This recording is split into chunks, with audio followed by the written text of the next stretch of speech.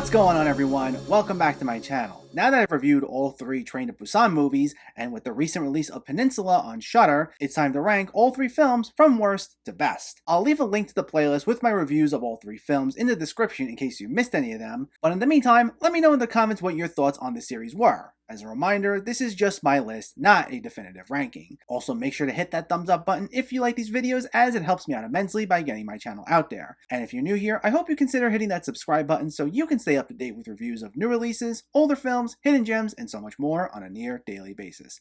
But let's not waste any more time, and let's jump right into the list. In last place is Train to Busan Presents Peninsula. Now, I really wanted to like this movie, considering this is from the same filmmaker as the other two films, and there are some entertaining aspects to it. I thought the action scenes were well done, but what made the first movie especially so memorable is not just the fact that it's a zombie movie, but also one with such well-developed characters, and this had quite the opposite of that, with very bland characters who either fit into generic character tropes or just had motivations that weren't as compelling. The first film was more of a character study, while this is more of a heist thriller. And I like heist thrillers, and I'm usually okay with mindless action movies, but I also just didn't find the action scenes here to be anything particularly unique like some other mindless action movies, nor were they so frequent that they were even able to offset the movie's faults. Plus, the film tries to be something in the vein of a Hollywood blockbuster, where part of the first film's whole appeal was that it wasn't like your typical Hollywood blockbuster. So this tried too hard to be something that it didn't need to be,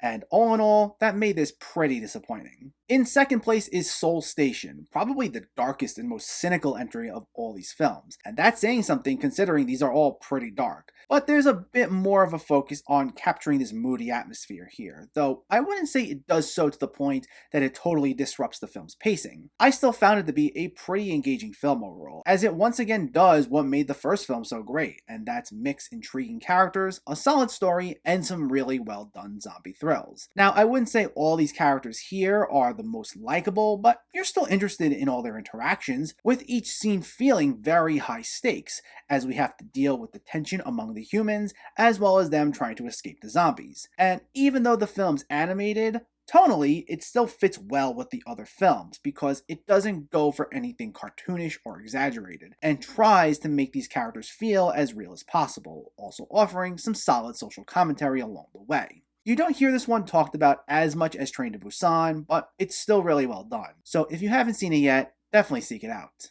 But in first place is the first film, Train to Busan. What makes this film just so incredible is that it plays so well against expectations, and it really set the bar high for zombie films, giving us a great story and character development. While this has a wide variety of characters, they don't feel disposable, and in the short time we spend with some of them, you grow to really care about them all, from the main father and daughter we follow, to the one tough guy who helps them out, to these two elderly sisters, to a younger couple, and so on and so forth. The film hits just the right amount of beats we need to hit with all of them, without ever losing focus or its sense of urgency when dealing with the zombie outbreak. And speaking of them, these are some of the most frightening zombies I've seen in a horror film, at least that I can recall in recent memory. They move at these alarmingly fast rates, with the sounds just being eerie, from the noises they make when groaning to bones cracking among the chaos of everyone just trying to escape them. It's all incredibly well done. Plus, the film also brilliantly sprinkles in layers of social commentary about human nature and the class system along the way, without ever feeling too on the nose, with a main antagonist among the humans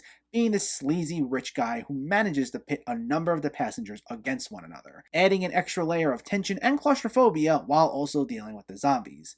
It's a brilliantly done film, and it goes to show that genre thrills can mix well with the two things that make films in general work so well: good story and good characters. And that's my ranking of all three Train to Busan films. Now, I don't know what's to become of this franchise moving forward. Yeon Sang-ho, who wrote and directed all three films, has said he would be interested in more movies in this world, as he feels there are more stories to tell, but as of now, nothing's lined up yet, but we'll see. Though I do hope he tries his hand at more original material in the meantime as well. I still have to go back and check his other films out, but they're all supposed to be pretty good from what I read. So as I said, we'll see.